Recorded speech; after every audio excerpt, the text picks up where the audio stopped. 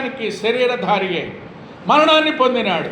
శిలువ మరణం పొందినంతగా తగ్గించుకొని విధేయత చూపిన వాడే ప్రియులారా, నీ కొరకు నా కొరకు ఎంతగా అంటే ఫిలిప్పీ 2:5 అంతది, శిలువ మరణం పొందినంతగా తను తాను తగ్గించుకున్నాడు. ఎంతగా తగ్గించుకున్నాడంటే మరణించినాడు. ఎవరు మరణించాడు నీ కొరకు నా కొరకు? నీ కొరకు నా కొరకు మరణించేవాడు ఎవరు? నీ రక్త సంబంధులు కానీ, నీ భార్య కానీ, భర్త కానీ నిన్నెవ్వరూ రక్షించలేరు. నీ రక్షణకి నువ్వే కారణం. నీ పర్సనల్ రక్షణ అనేది ఏంటండి? తండ్రులు వస్తే పిల్లలకు రాదు, భర్త రక్షించబడితే భార్యకు రాదు. పర్సనల్. అందుకే వ్యక్తిగతంగా నువ్వేం చేయాలా? రక్షించబడాలి. రక్షించబడితేనే వెళతావు రాజ్యానికి. ఇది వారసత్వంగా. అందుకే కుమారుడవ కుమార్తెము అవ్వాలి. అందుకే ప్రియమైన వాళ్ళారా, మన జీవితంలో అలాంటి గొప్ప రక్షణకు క్రీస్తు నరుడు ఈ లోకానికి జన్మించాడు, మధ్యవర్తికి వచ్చాడు. అందుకే ధర్మశాస్త్రాన్నంత ఆ శాసనాన్నంత కలువరి శిలువలు అడ్డపోయి నిలువుపోయి మీద కొట్టేసి ఆ శాసనాలన్నింటినీ మాఫీ చేసి నూతన నిబంధన ప్రకారం నిన్ను నన్ను పరలోక రాజ్యానికి దత్తపుత్రులకు కావాలి వారసులుగా చేశాడు.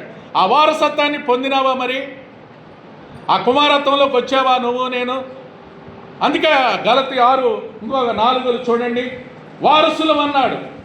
ఆ వారసత్వంలోకి రావాలి, లేకపోతే నీకు నాకు రాదండి. ఎంతగా ఉన్నా, ఎన్ని సంవత్సరాలు ఉన్నా కొంత కూడా మార్పు జీవితంలో ఉండదు. ఆ జీవితంలో మార్పు లేని వారిని మనం ఏమంటాం? గలతీ 4:6 చూడండి, మరియు మీరు కుమారులై ఉన్నందున మొరపెట్టు తన కుమారుని ఆత్మను పంపెను. కాబట్టి నీవు దాసుడవు కావు, కుమారుడవైతే దేవుని ద్వారా వారసులమైపోయాం. అంటే ఆ యొక్క వారసత్వానికి వచ్చిన హక్కుదారుడు అయిపోయినావు నువ్వు నేను. ఆయన చేసిన బలియోగం, ఆ మరణ శాసనం ద్వారా నువ్వు నేను పాత్రులం. కానీ ఆ మరణాన్ని కొట్టివేసి ఆ కలువరి శిలువ మరణించడం ద్వారా నిన్ను నన్ను దత్తపుత్రులుగా చేసుకొని ఆ రాజ్యానికి వారసత్వం చేశాడు. అయినావా వారసులుగా? నువ్వు ఆ వారసత్వానికి వారసుడు అయ్యావా? అయితేనే నువ్వు ఇప్పుడు మనం చదివిన భాగంలోకి వస్తాను. ఆ ప్రథమ ఫలముగా లేపబడతావు. గలతీ చూడండి 1 కొరింథీ 20, ఇప్పుడైతే నిద్రించిన వారిలో ప్రథమ ఫలంగా క్రీస్తు మృతులలో నుండి మనుషుల ద్వారా మరణం వచ్చిన కనుక మనుషుల ద్వారా పునరుత్థానం కూడా కలిగింది. ఒక మనుషుల ద్వారా మరణం, మొదటి ఆదాం. రోమా 5:12, రోమీలకు రాసిన పత్రిక 5:12. ఇట్లుండగా ఒక మనిషిని ద్వారా పాపము ద్వారా మరణమును ఎలాగూ ప్రవేశించెను, అలాగునే మనుషులందరూ పాపము చేసినందున చూడండి, అందరికీ సంప్రాప్తమైంది మరణం. పుట్టినవాడి గిట్టక మనుషులు ఒక్కసారి మృతి పొందవలను, ఆ తర్వాత తీర్పు. హెబ్రీ 9:27 ప్రకారం ఒక్కసారే మృతి పొందాలి ఎవరైనా సరే. ఇప్పుడు నిన్న జయశ్రీరావు గారు మృతి పొందారు, 86 సంవత్సరాలు. ఆయన అనేకమైన పాటలు రాశారు. హల్లెలూయా పాడదా? నీ సాక్ష్యం ఏది? నీ బలి అర్పణ, మహాదేవుడవు నీవే ప్రభు అంటే చూడండి ఎన్ని పాటలు రాశారో. అన్నీ కూడా ఒకటే కాదు, ఎంత. అందుకే నేనంటే పుట్టినవారు ఎవరైనా మరణిస్తారు. కానీ నువ్వు మరణిస్తే నువ్వు ఆ రాజ్యానికి వారసులము అవుతావా? ఆ నిరీక్షణ ఉండాలి మనకు. ఒక మనుషుని ద్వారా పాపము ద్వారా మరణం వచ్చిందండి. మొదటి ఆదాము ఆ పాపానికి చేశాడు. అందుకే ఆ మరణం అంటే ఆత్మలో మరణించాడు. అప్పటికే ఆయన ఏం చనిపోలా. ఈ పండుగ దినంలో సత్యతం అంటే చచ్చిపోలా. తర్వాత 930 ఏళ్ళు బతికాడు 5:5 ప్రకారం. ఎన్ని సంవత్సరాలు చూడండి. అప్పుడు 930, 960 అన్ని ఏళ్ళు బతికారు వాళ్ళు. ఇప్పుడు మనిషి ఆయుష్కాలము 70 సంవత్సరాలులో 90వ కీర్తన ప్రకారం అధిక బలం ఉంటే ఆయన జయశ్రీరావు గారు అధిక బలం 86 అయిపోయారు. అర్థమైందనా? మోసేకున్నప్పుడు 120 అంట. చూడండి, ఆదాము నుంచి 930 బతికితే మోసే గారికి 120 వచ్చారు. యెహోషువ గారికి, తర్వాత దావీదుకి ఇప్పుడు వచ్చేళ్ళకి 70, 80. ఎంత తగ్గిపోయిందో చూశారు ఆయుష్కాలం. మనిషి ఆయుష్కాలము నీది నాది ఎంత బ్రతికినంత కాలము. అందుకే ప్రియమైన వారలారా, నువ్వు బ్రతికినప్పుడు నువ్వు మరణిస్తే ఎక్కడికి పోతావు? మరి మరణము చూడక బ్రతుకు నరుడెవరు? 89 క్వశ్చన్ అది. మరణము చూడక బ్రతుకు అంటే ఎవరూ లేడు, అందరూ మరణించాల్సిందే. మరి మరణిస్తే నువ్వు ఎక్కడికి పోతావు? అది దేవుని బైబిల్ చెప్పేది ఏంటంటే, ఈ ఆదాము ఒక మనుషుని ద్వారా పాపము ద్వారా అలా వచ్చింది మరణం. అందుకే కడపటి ఆదామైన యేసు ప్రభు ఈ లోకానికి కరుదించి ఆ మరణాన్ని కొట్టేశాడు. మొదటి ఆదాము ద్వారా శాపము, కడపటి ఆదాము ద్వారా ఆశీర్వాదం. మొదటి ఆదాము ద్వారా చూడండి మీరు డిఫరెన్స్ 2 కొరింథీలోనే ఉంది 15వ అధ్యాయము 42. మృతుల పునరుద్ధానమును అలాగే శరీరము క్షయమైనదిగా విత్తబడి ఘనహీనమైనదిగా విత్తబడి బలహీనమైనదిగా విత్తబడి బలమైనదిగా లేపడు. ప్రకృతి సంబంధమైన ప్రకృతి సంబంధమైన శరీరం ఉన్నది కనుక ఉన్నది. ఇందు విషయమై ఆదామును మొదటి మనుషుడు జీవించు ప్రాణి అని రాయడమైంది. కడపటి ఆదాము జీవింపజేయు. చూడండి, మొదటి ఆదాము కడపటి ఆదాము ఇద్దరున్నారు. మొదటి ఆదాము ద్వారా పాపము, కడపటి ఆదాము ద్వారా ఏమొచ్చిందండి? ఆదామని మొదటి మనుషుడు జీవించు ప్రాణి. మొట్టమొదట ఆయన జీవించే ప్రాణిగా దేవుడు కడపటి ఆదాము జీవింపజేయు ఆత్మ అయిపోయాడు. పరిశుద్ధాత్ముడు వచ్చాడు.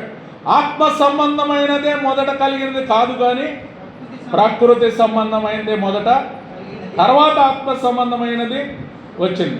మొదట మనుషుడు భూ సంబంధమైన మట్టి నుండి పుట్టినవాడు, రెండవ మనుషుడు అది మొదటి సంబంధుడు మట్టి నుంచి తయారు చేసి కడపటి అంటే మొదట నుంచి వాని ఆత్మ ఊదాడు. అప్పుడు మనిషిని దేవుని ఆత్మ మనుషులకు వచ్చింది కాబట్టి దేవుని ఆత్మ ద్వారా నరుడు జీవాత్మ అయ్యాడు. అది మొదటి ఆత్మ ద్వారా వచ్చింది. రెండవ ఆదాము చూడండి, మొదటి మనుషుడు భూసంబంధమైన మట్టి నుండి పుట్టినవాడు, రెండవ మనుషుడు అది కడపటి ఆదాము పరలోకము నుండి కన్యక ద్వారా జన్మించాడు.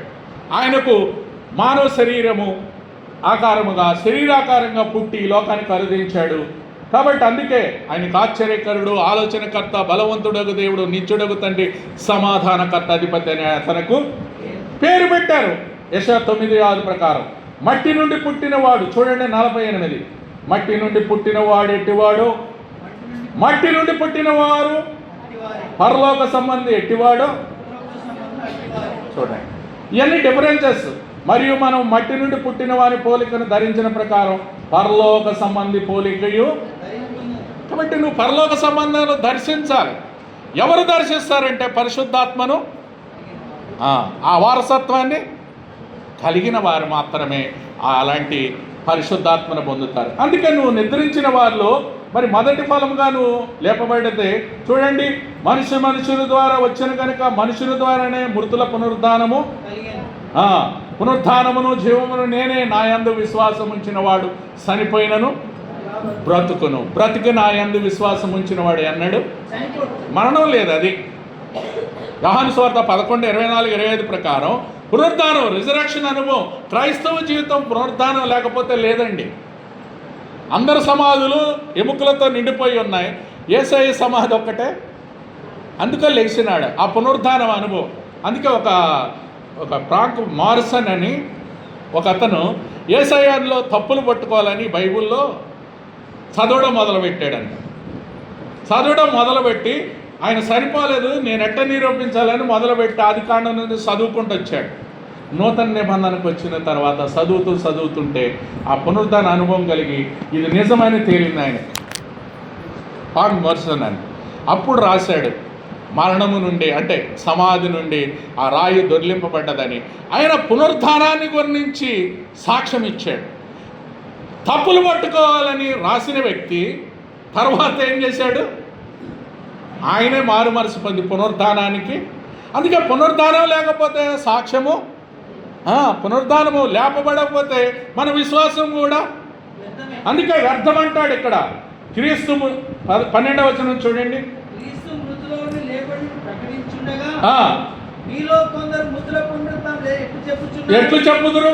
మృతుల పునరుత్థానం లేని ఎడల క్రీస్తు కూడా లేపడి ఉండలేదు. చూడండి, క్రీస్తు లేపబడి ఉండకపోతే మేము చేయు ప్రకటన వ్యర్థమే. ఈ విశ్వాసం వ్యర్థమే. కాబట్టి మన విశ్వాసం కూడా వ్యర్థమే. ఆయన లేకపోతే, ఆయన లెగిశాడు కాబట్టి జీవముతో కూడిన నిరీక్షణ, అది శుభప్రదమైన నిరీక్షణ. అందులో జీవం ఉంది, అందుకే ఆరాధనలో చూసాం. అది జీవంతో కూడిన ఆ నిరీక్షణ ఇచ్చాడు. అందుకే ఆ నిరీక్షణతో మహాదేవుడని, మనం రక్షకుడని అందుకే అంటాము. చాలా నిరీక్షణ గురించి ఒక పాట ఉంది, అదంతా మనం పాడలేము. కానీ గొప్ప రక్షణ శిలువ శక్తితో నాకు యేసు ప్రభువే మహిమ నిరీక్షణ మనలో ఉన్నాడు. ఆయన మహిమా నిరీక్షణ, ఆ శుభప్రదమైన నిరీక్షణ మనకి ఇచ్చాడు. కాబట్టి ప్రియులారా, అలాంటి నిరీక్షణతో జీవించే నువ్వు నేను కూడా మృతుల పునరుద్ధానమును కలిగి ఆయన మొదటి అనుభవంలోకి రావాలి. 22వ వచనం, ఆదామునందు ఎలాగూ మృతి పొందుతున్నారు ఆదామునందు మృతి పొందుతాం, కానీ క్రీస్తునందు బ్రతికించబడతారు అందరూ.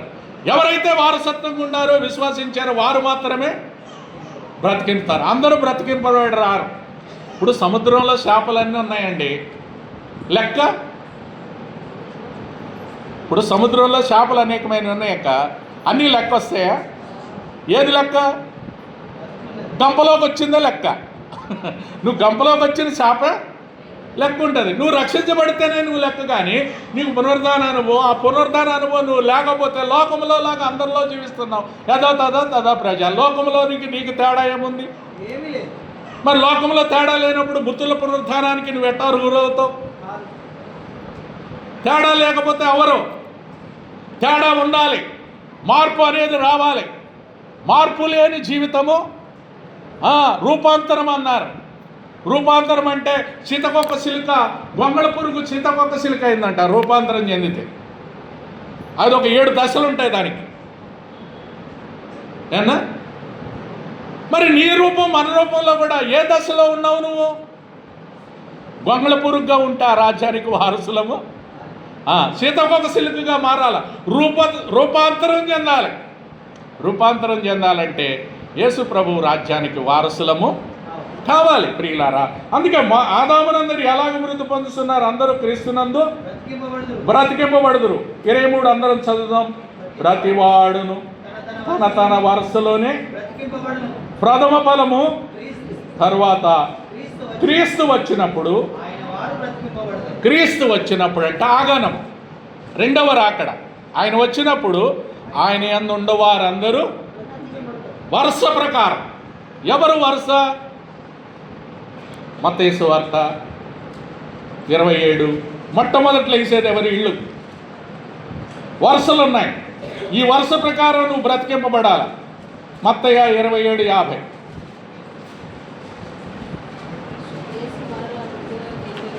యేసు మరలా బిగ్గర కేక వేసి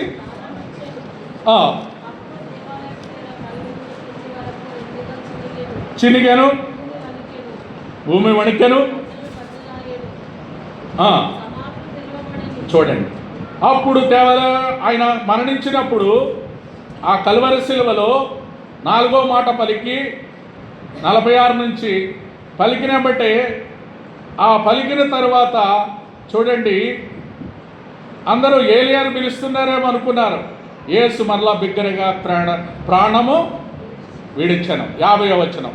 అప్పుడు దేవాలయ తెర పైనుండి క్రిందకు చూడండి, తెర చినిగిపోయింది, భూమి వణికింది, బండలు బద్దలైపోయినాయి. నిద్రించిన అనేకులు పరిశుద్ధులు ఎవరు? ఏబేలు మొదలుకొని బాప్తిస్మిచ్చి యోహాను దాకా మొదటి వరుస. అర్థమైందండి? ఇప్పుడు లెగిసింది. అప్పుడు బాప్తిస్మిచ్చి యోహాను వరకు చనిపోయినారు కదన్న. ఆయన సిలువలో మరణించినప్పుడు మొదట వరుసలో లేపబడేది పాత నిబంధన భక్తులు.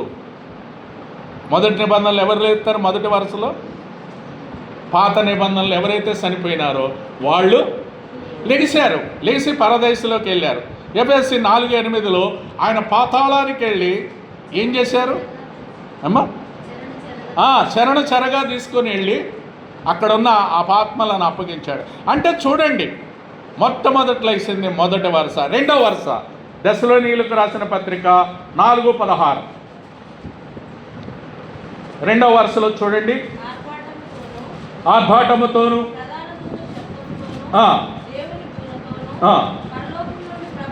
దిగవచ్చును. ఎవరు లెగిస్తారు? ఎవరైతే ఇప్పుడు మనకు బ్రతుకున్నాం, ఇప్పుడు మనకంటే ముందు మన పితరులు చనిపోయినారు.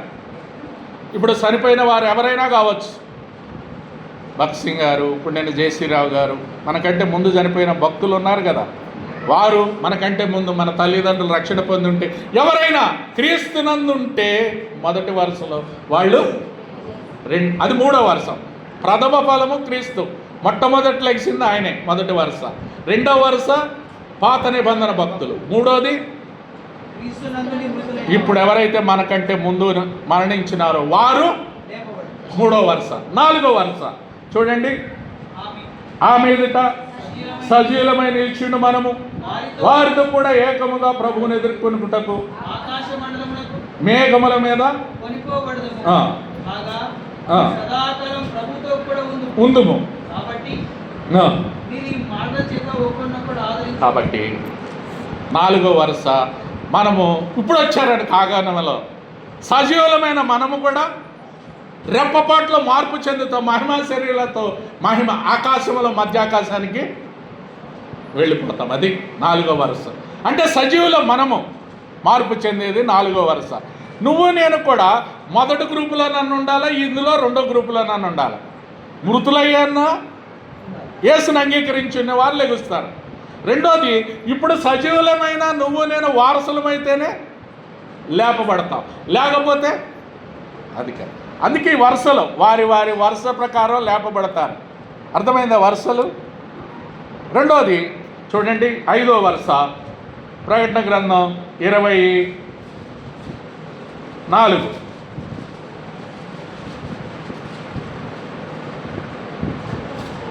అంతటా సింహాసనంలో చూసి తిని వాటి మీద ఆశీనులు ఉండేవారు విమర్శేయటకు అధికారం ఇవ్వబడెను, మరియు క్రూర ముఖమునకైనను నమస్కారము చేయట తమ నొసలు ఎందు కానీ చేతులు ఎందు కానీ వేయించుకొనని వారిని తామిచ్చిన సాక్ష్యము నిమిత్తమును శిరచ్ఛాదనం చేయబడిన వారి ఆత్మలను వారు బ్రతికిన వారి 1000 సంవత్సరములు 1000 సంవత్సరాలు క్రీస్తు కూడా రాజ్యము. ఐదో వరుస వీళ్ళు హతసాక్షులైన వారు క్రీస్తు కొరకు. ఇప్పుడు సంజయులన్నని కొల్కూరు అతను వికారాబాద్లో 2014లో పొడిసి చంపేశారు. థోమాను కూడా ఆయన వచ్చినప్పుడు చెన్నైలో పొడిసి చంపారు. అప్పుడు 7 సంఘాలు కట్ట మొట్టని బ్రిటిష్ వారి ద్వారా థోమా తెచ్చాడు. మన బైబిల్లో స్టెఫన్ను కూడా హతసాక్షి అయిపోయారు. అంటే శిరఛేదనము ప్రభు కొరకు హతసాక్షులైన వారు ఐదో వరుసలో వారు లేపబడతారు. అర్థమైందండి? ఐదో వరుస ఇది. ఆరో వరుస నేను సమయం లేదు, ఎక్కువ చెప్పలేము. ప్రకటన గ్రంథం 12 చూడండి, 11వ అధ్యాయంలో 2 సాక్షులు ఉన్నారు. 11వ అధ్యాయము 2 ప్రవక్తలు కూడా లేపబడతారు. 11 మీరు 2 నుంచి చదివితే ఈ అధ్యాయం అంతా ఒకరు ఏం చేస్తారంటే అగ్ని నోటి నుండి అగ్ని బయలుదేరుద్దంట. 5వ వచనం చూడండి.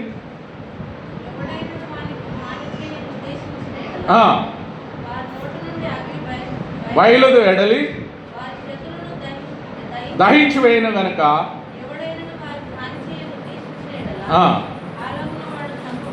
చూడండి, ఆయన ఎవరంటే అగ్నిని ఆకాశం నుండి దించేది? ఆకాశం నుండి అగ్ని దించి ప్రవక్తలను చంపింది ఎవరు? ఏలియా. ఎంతమందిని? 450 మంది ప్రవక్తలను అగ్ని చేత చంపేశాడు. ఆయన వస్తాడు. ఇక్కడ 2 ప్రవక్తలు మధ్యాకాశంలోకి వెళ్ళాక ఈ శ్రమకాలంలో భూమి మీద ఉంటుంది. అప్పుడు 2 సాక్షులు వస్తారు. ఒక అతను ఏలియా, ఇంకొక అతను ఎవరు చూడండి, అగ్ని పంపారు. ఇంకొక అతను ఏమంటే నీళ్లను రక్తంగా మారుస్తారంట. తాము ప్రవచించి 6వ వచనం. ఆ, ఆ. మూయిటకు అధికారం గలదు. ఆ, నీళ్లను రక్తంగా ఎవరు మార్చారు? నీళ్ళని మోషే మార్చాడు. కాబట్టి మోషే, ఏలియా ఇద్దరు వస్తారు.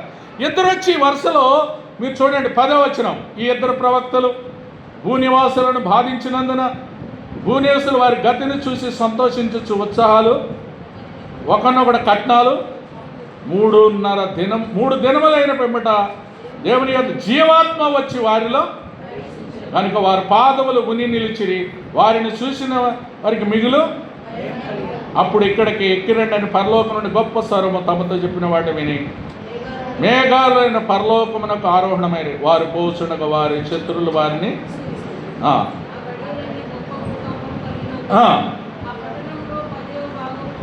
కూలిపోయాను, చచ్చిపోయేది. చూడండి ఇక్కడ వీళ్ళిద్దరు కూడా జీవాత్మ వచ్చి వారిలో 11వ వచనం 3 దినములు అన్నారైన పెంబట దేవుని జీవాత్మ అంటే ఆ శవాలు 3 దినాలు వారి మధ్యలో రోడ్ల మీద ఉంటాయి, చంపేస్తారు వారిని కూడా. తర్వాత జీవాత్మ వచ్చి వారు బతుకుతారు. ఇది 6వ వరుస. అర్థమైందండి? ప్రతివాడు తమ వరుస ప్రకారం పాత నిబంధన భక్తులు అంటే ప్రథమ ఫలం మొదట యేసుక్రీస్తే మొదటి వరుస, 2వ వరుస పాత నిబంధన, 3వది క్రీస్తునందు మృతులైన మనకంటే ముందు అయినవారు, 4వది సజీవులమైన నువ్వు నేను, 5వది హతసాక్షులైన వారు, 6వది ఇద్దరు ప్రవక్తలు సాక్షులు, 7వది ప్రకటన 21.